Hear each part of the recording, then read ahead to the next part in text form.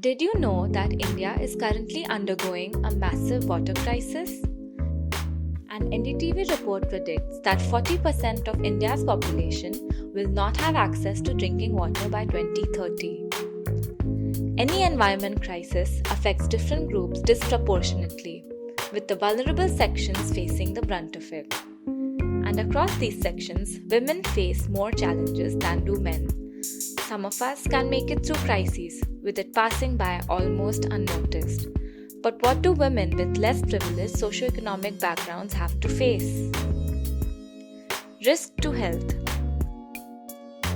Women, having been assigned household responsibilities, have to walk long hours in search for water for extended periods of the day.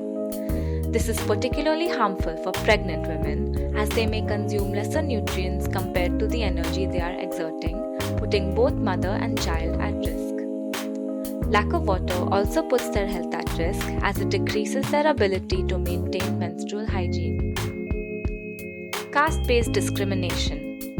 In several regions in India, the archaic practice of allowing access to wells only to the upper caste is still practiced.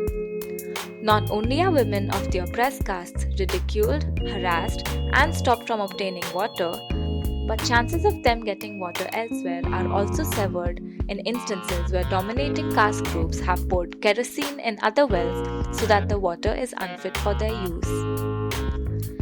Restricted participation in the public sphere. Lack of clean water inhibits women's ability to participate in life outside of their home. Schools and workplaces not having clean water affects women in particular, as they are unable to maintain a certain degree of personal and menstrual hygiene. This causes young girls and women to drop out of schools and the workforce, reinforcing gender roles in the household and perpetuating their financial dependence on men. Increase in unpaid care work. The burden of all the household work is almost always put on the women of the family.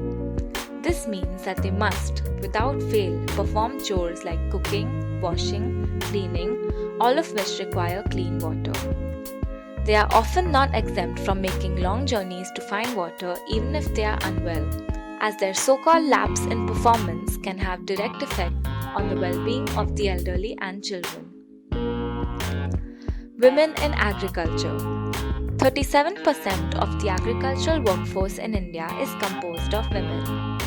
An Oxfam study also found that women spend 3,300 hours working on the field as opposed to 1,860 hours spent by men during crop season. Lack of water for irrigation will greatly distress women engaged in agricultural activities.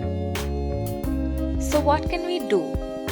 We must start putting women in decision-making positions and collaborate with them in projects regarding regulation of water supply.